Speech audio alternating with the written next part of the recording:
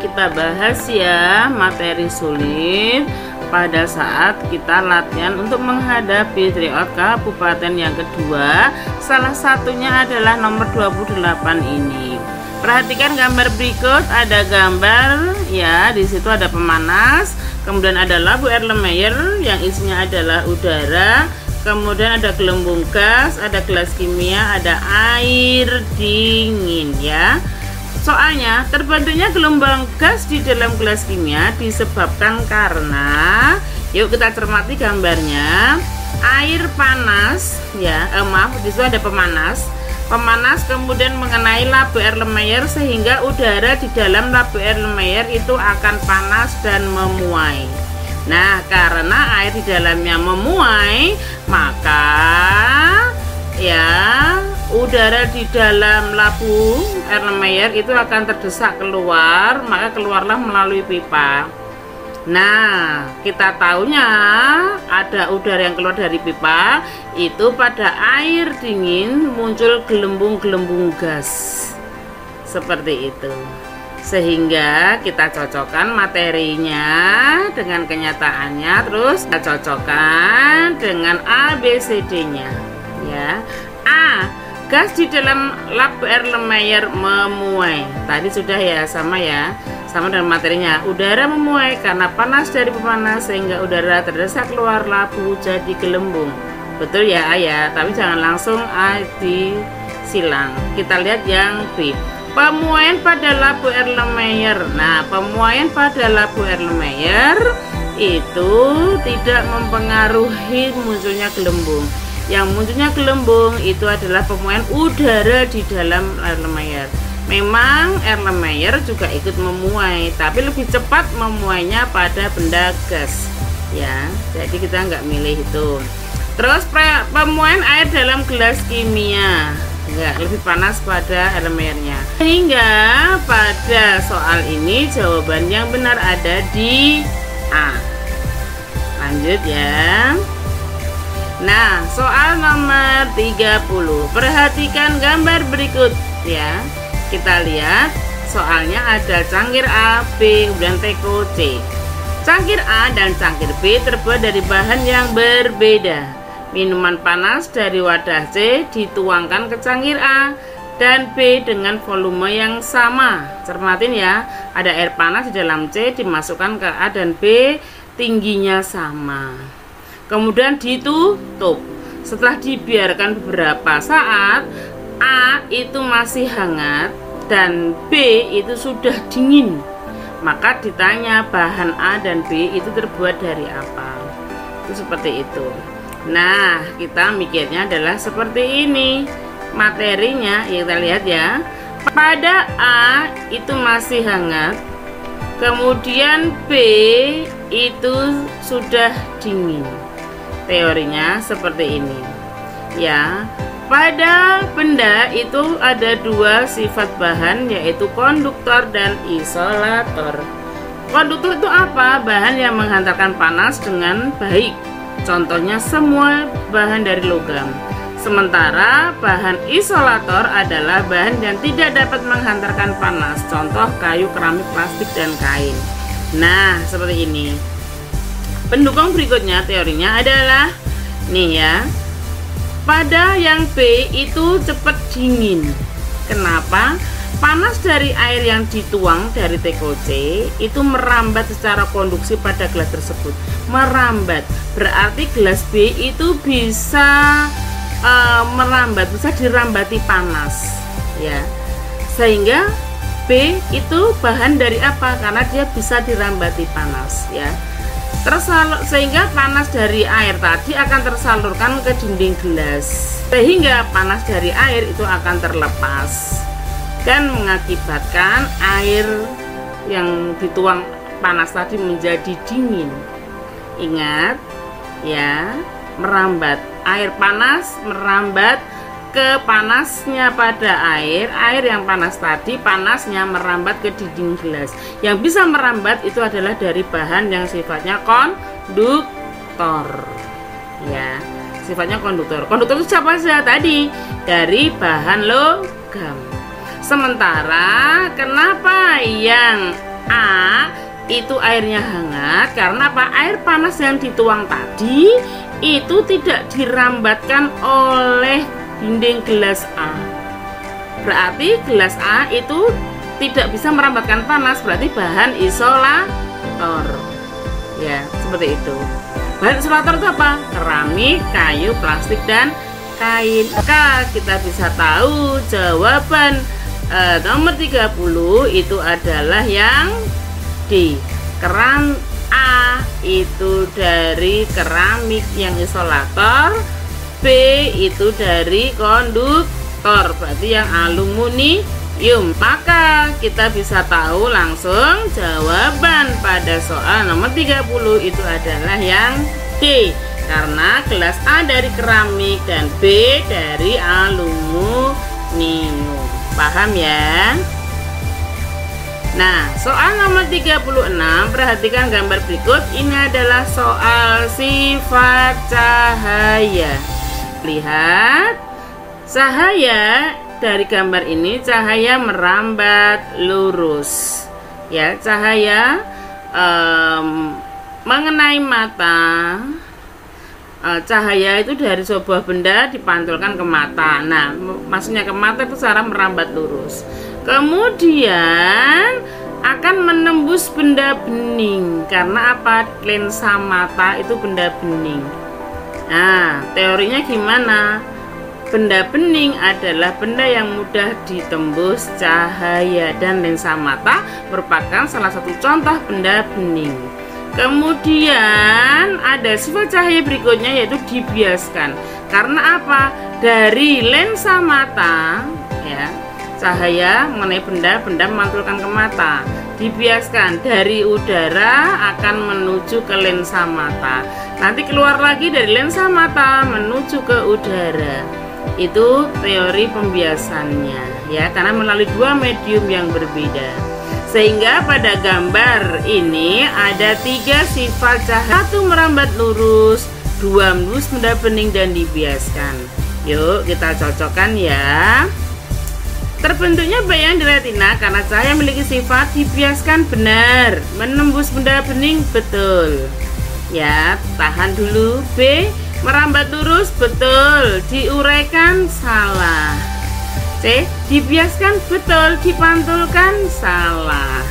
D, dipantulkan, salah. Diuraikan, salah. Maka jawabannya adalah yang A. Paham ya? Oke, lanjut. Nah, kita lihat pada soal berikut ya.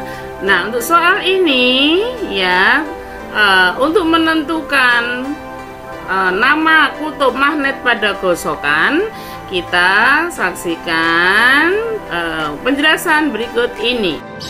Anak-anak, perhatikan pada gambar ya. Ini cara menentukan kutub magnet pada sebuah logam yang akan dibuat magnet.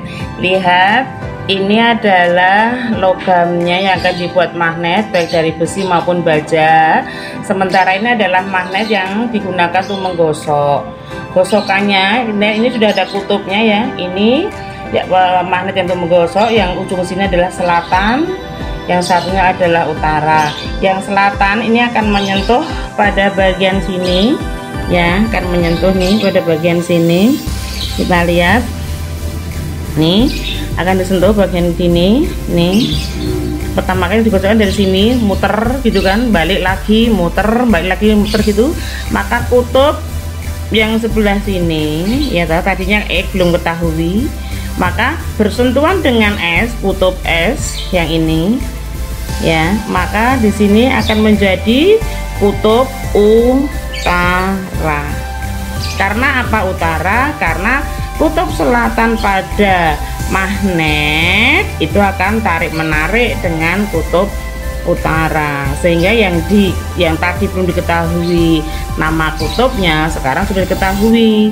Yang disentuh pertama kali huruf pada kutub yang ada tulisan huruf S selatan itu berarti di sini akan menjadi kutub utara. Kalau ini utara, maka ujung yang sini atau Y di sini ditanyakan apa kutubnya. Maka kalau yang ujung satunya bagian A itu utara, maka ujung bagian B yang disebut dengan Y tadi adalah kutub selatan.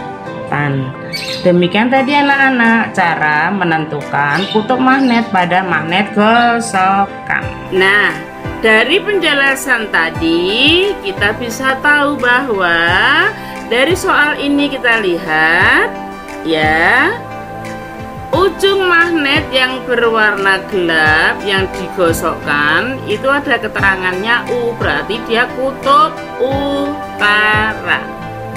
Begitu ujung magnet yang kutub utara menyentuh A, maka A itu menjadi kutub selatan. Mengapa? Karena utara akan tarik menarik dengan kutub yang berlawanan, berarti kutub apa? S ya. Nah, kalau A-nya S, otomatis B-nya adalah kutub utara. Dan cara pembuatan magnet secara gosokan adalah digosok satu arah dari ujung ya, salah satu ujung magnet ke benda yang akan dibuat magnet dengan gosokan yang searah dan berulang-ulang. Ingat, searah berulang-ulang. Nah, dari keterangan itu bisa disimpulkan bahwa kita baca proses pembuatan magnet berdasarkan gambar tersebut adalah A. Kutub utara magnet digosokkan satu arah, betul. Ujung A menjadi kutub utara. Apakah benar tadi A utara? Salah, harusnya kutub selatan. B, kutub apa? Utara. Di sini dikatakan selatan, berarti salah. Yang B, kutub utara magnet digosokkan satu arah ke besi, betul. Ya, ujung A menjadi kutub selatan, benar nggak? Ujung A menjadi selatan, benar. Ujung B menjadi kutub utara, betul ya. Tahan. C, kutub utara magnet digosokkan satu arah ke besi. Ujung A dan B menjadi kutub selatan. Yang salah yang mana? A itu bukan utara tapi selatan. Yang D, kutub utara magnet digosokkan satu arah ke besi, benar. Ujung A menjadi kutub dan B menjadi kutub selatan. Yang salah yang mana? B. Yang B karena kutubnya harusnya utara. Maka kita tahu jawaban yang benar ada di B ya. Lanjut berikutnya. Nah, ini adalah cara pembuatan magnet dengan elektromagnet untuk menentukan kutub pada elektromagnet. Disimak ya. Anak-anak, kita akan menentukan nama kutub pada sebuah batang yang dibuat magnet dengan cara elektromagnet. Kita lihat ya, pada ujung batang yang akan dibuat magnet, kita lihat saya kasih ini kutub Y. Di sini adalah E karena belum diketahui, maka caranya adalah cari kutub positif terlebih dahulu. Maka kan mengalir dari kutub positif ke negatif ya. Ini langsung kasih tanda panah, kemudian panah, kemudian masuk pandanya seperti ini. Makanya dialiri arus positif, terus pakai kadah tangan kanan seperti ini ya toh, dipegang gini. Ini jempol kita, ibu jari kita, yang ditunjuk oleh ibu jari kita ini berarti arah yang ini baterai positif. Tangan kita begini, yang positif tuh yang ditunjuk oleh, terus positif ibu jari kita juga di positif begini.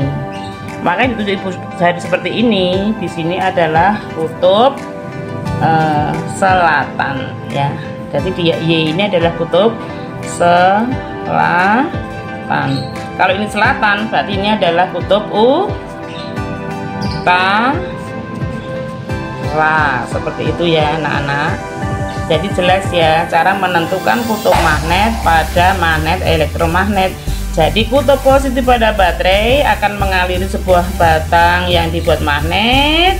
Nah, yang tadi kutub positif ini pertama dililit oleh kumparan kutub positif ini yang adalah kutub selatan. Sebelahnya satunya adalah kutub utara. Jangan lupa gunakan tangan kita menggenggam seperti itu, terus ibu jarinya nih di arah positif. Gitu ya anak-anak ya. Nah, berikutnya nomor 40. Perhatikan tabel berikut. Nah, ini kenapa masih banyak yang salah? Padahal Bu Ali sudah menjelaskan baik di materi tertulis maupun di video. Singkong ya, kenal ya singkong ya. Berkembang biak dengan cara apa? Biji dan stek batang. Sementara suplir dengan cara apa? Spora. Bakung cara apa? Umbi lapis ya. Sansevieria cara apa? Dengan cara akar tinggal atau rimpang atau rizoma dan stek daun. Sehingga kita cek satu-satu. Singkong umbi batang salah, suplir spora benar, bunga bakung umbi lapis betul, sansevieria tunas akar salah, harusnya akar tinggal atau rimpang atau rizoma dan stek daun. Mana yang betul? 2 dan 3 ya, harus tulis seperti itu analisisnya, terus dicocokkan mana yang sama, yaitu yang C. Nah nih berikutnya soalnya ini yang masih banyak salah. Kita lihat soalnya adalah bahan bakar premium sudah semakin langka, bahkan mulai dilarang dijual secara eceran. Kegiatan yang dapat dilakukan untuk menghemat energi tersebut adalah, soalnya pertanyaannya itu apa toh? Hemat energi apa toh bahan bakar premium? Cara analisnya seperti itu, harus dilingkari seperti itu. Nah, kunci pokoknya apa toh? Hemat energi fosil. Energi fosil itu apa toh? Premium, solar, bensin, pokoknya bahan bakar kendaraan ya. Cek satu persatu, pilih yang hemat energi paling tepat ya dari pernyataan A, B, C, dan D. A. Setiap hari pergi ke pasar naik ojek. Ini salahnya adalah kata setiap hari ya. B. Menggunakan bahan bakar batu bara. Salahnya apa? Batu bara harusnya dari bio ya, dari alternatif harusnya, karena batu bara juga energi fosil, maka salah. C. Pergi kemana-mana dengan naik sepeda. Pergi kemana-mana naik sepeda, kemanapun naik sepeda, ini maksudnya kan nggak mungkin kalau jaraknya jauh, bagaimana ya kan. Terus D. Pergi ke sekolah naik angkutan umum. Nah, pergi ke sekolah naik angkutan umum ini mengandung tidak selalu harus naik angkutan umum, tidak, karena pergi ke sekolah naik angkutan umum. Nah, ini yang paling tepat ya, maka jawaban yang tepat ada di D. Soal terakhir yang masih banyak salah adalah tentang daur air, peristiwa yang mengganggu, menghambat pada satu fase daur air. Perhatikan gambar, cermati soalnya ya. Jika salah satu tahap daur air yang bertanda A ya, A itu mana A? Ya, tahap daur air dibuletin terganggu karena kemarau yang berkepanjangan, berarti panas banget. A itu adalah peristiwanya penguapan. Penguapan di musim kemarau yang sangat panjang sehingga menjadi kekeringan. Ya, konsepnya di sini adalah jika kemarau panjang, maka penguapan itu akan meningkat karena matahari bersinar dengan teriknya, maka air-air di permukaan bumi itu akan menguap semua dengan maksimal ya. Nah, maka air di bumi itu kan semakin sedikit.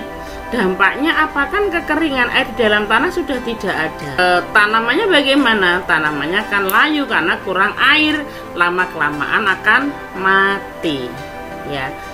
Terus kemudian kalau tanamannya mati, kenapa? Karena air di dalam bumi berkurang karena menguap semua oleh sinar matahari yang terik di siang hari.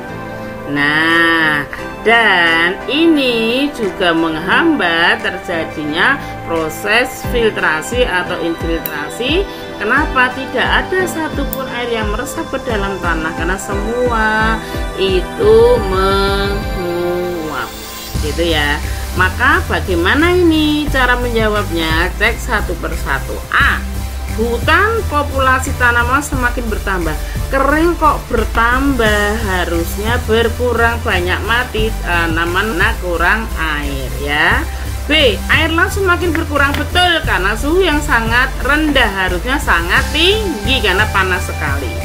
Jangan pilih B. C. Proses resapan air terganggu, ya terganggu karena tanah menjadi tandus ya.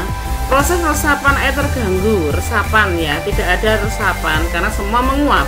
Terus tanah menjadi tandus, bukan tandus tapi kering. Kalau tandus itu kurang pupuk ya. Nah, terus D. Tanaman menjadi layu, benar, karena tidak ada tahap filtrasi atau penyerapan di dalam air. Nah, cocok dengan materinya, maka kita pilih yang D. Nah, demikian tadi anak-anak penjelasannya. Semoga kalian semakin paham. Sebetulnya kalau kalian mau mengerjakan dengan cara analisis yang saya contohkan ini, dibuletin, dicoretin konsep materinya, ditulis untuk mengingat, untuk menggatuk ngeklop menemukan jawaban yang benar, maka kalian akan sukses mengerjakan IPA ini dengan baik dan benar. Jadi jangan hanya dibaca tok, tapi dipahami maksudnya apa. Belum paham yuk bacalah berulang-ulang, jangan tergesa-gesa ya. Semoga sukses. Demikian yang bisa saya sampaikan. Terima kasih. Assalamualaikum warahmatullahi wabarakatuh. Tetap semangat.